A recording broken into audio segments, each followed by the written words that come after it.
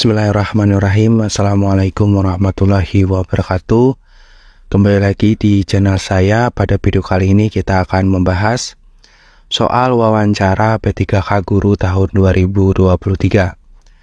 Nah, di sini ada 20 soal ya, dan kita hanya membahas sekitar 10 soal saja. Dan ini bagian yang kedua atau part yang kedua yang terbaru ya, untuk soal wawancara.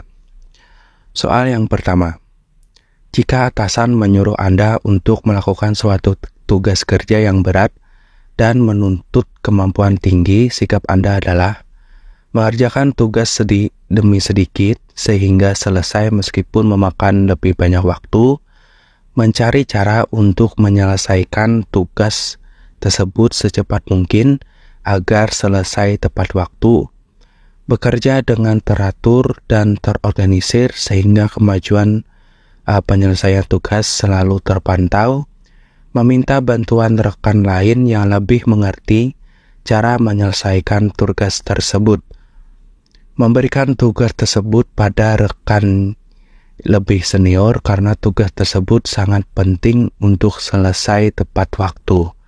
Jawaban yang paling tepat yaitu bekerja dengan teratur dan terorganisir ya, sehingga kemajuan penyelesaian tugas selalu terpantau. Soal yang kedua, menurut Anda, keberhasilan Anda dalam mengatasi setiap kendala dalam pekerjaan disebabkan oleh saya tidak pernah berputus asa untuk menyelesaikan setiap tugas yang diberikan. Saya berani mencoba hal-hal baru meskipun berisiko tinggi. Saya selalu berusaha bekerja di zona yang nyaman dan sesuai kemampuan saya. Saya selalu beruntung dalam hal bekerja dan karir. Saya sering mendapatkan bantuan dari rekan lain dalam pekerjaan saya. Jawaban yang paling tepat yaitu saya tidak pernah berputus asa untuk menyelesaikan setiap tugas yang diberikannya. Baik, soal yang ketiga.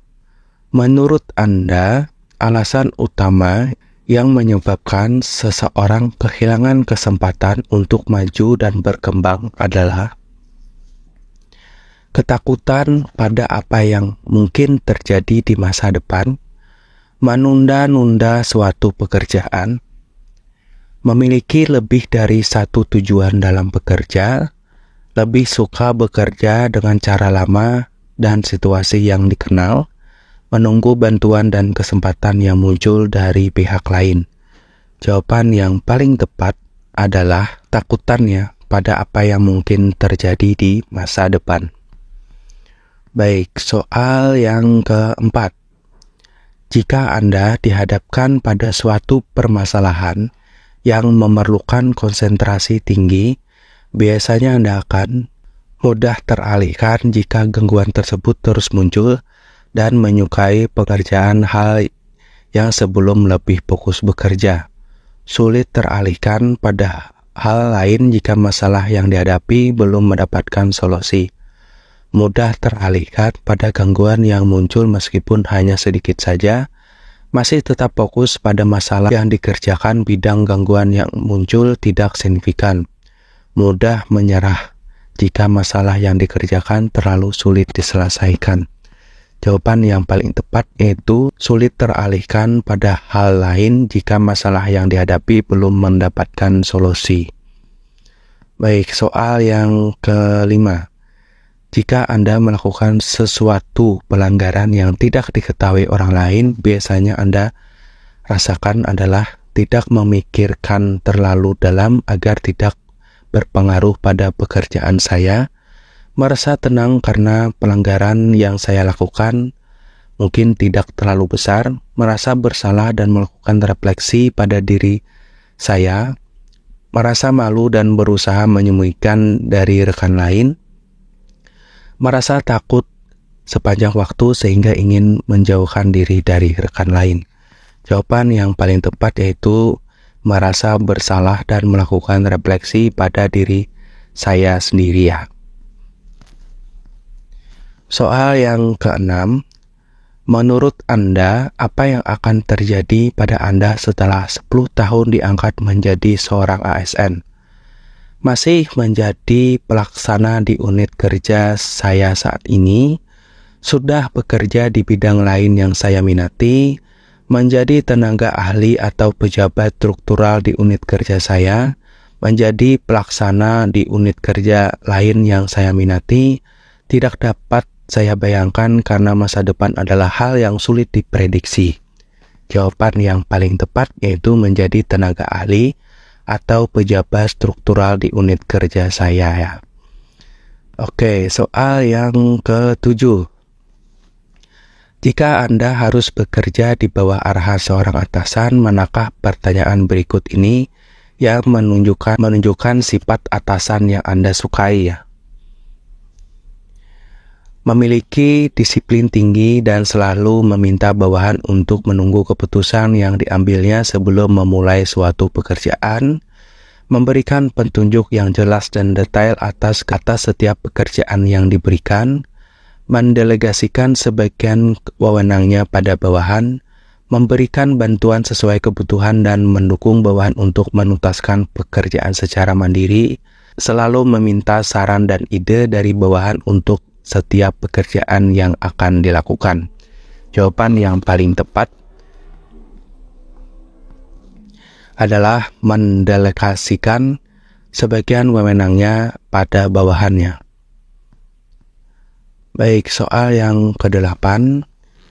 Jika tiba-tiba seorang kerabat Anda menawari Anda pekerjaan yang gajinya lebih tinggi dan memungkinkan untuk mendapatkan posisi yang lebih baik dari perusahaan tempat Anda bekerja sekarang, sikap Anda meminta pertimbangan dan saran dari keluarga dan rekan kerja lain sebelum memutuskan, menolak tawaran tersebut dengan alasan sudah nyaman dengan pekerjaan saya saat ini, menerima tawaran tersebut karena saya membutuhkan pekerjaan yang lebih stabil dalam finansial, berusaha bekerja lebih baik di perusahaan saya sekarang untuk membuktikan bahwa saya seorang yang loyal, mempertimbangkan dan memilih pekerjaan mana yang lebih menguntungkan bagi kehidupan saya di masa depan.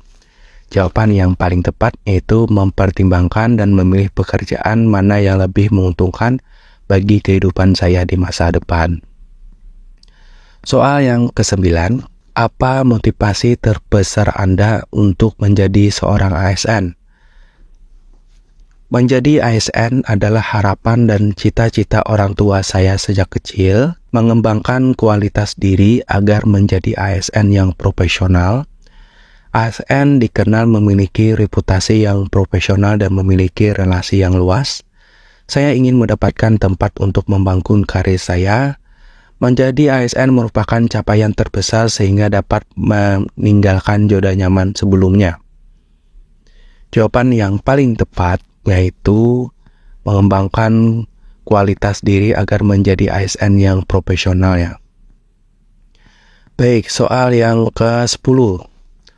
Perusahaan tempat Anda bekerja merupakan salah satu perusahaan bisnis global yang dinamis dan sangat cepat berubah. Respon Anda terhadap perubahan tersebut merasa biasa saja karena perubahan dalam dunia bisnis adalah hal yang lumrah. Perusahaan seharusnya mampu menjadi learning organizer. Pegawai tidak perlu terlalu ikut campur dengan perusahaan internal organisasi. Sebisa mungkin menjaga stabilitas perusahaan karena perubahan yang terlalu cepat dapat berbahaya.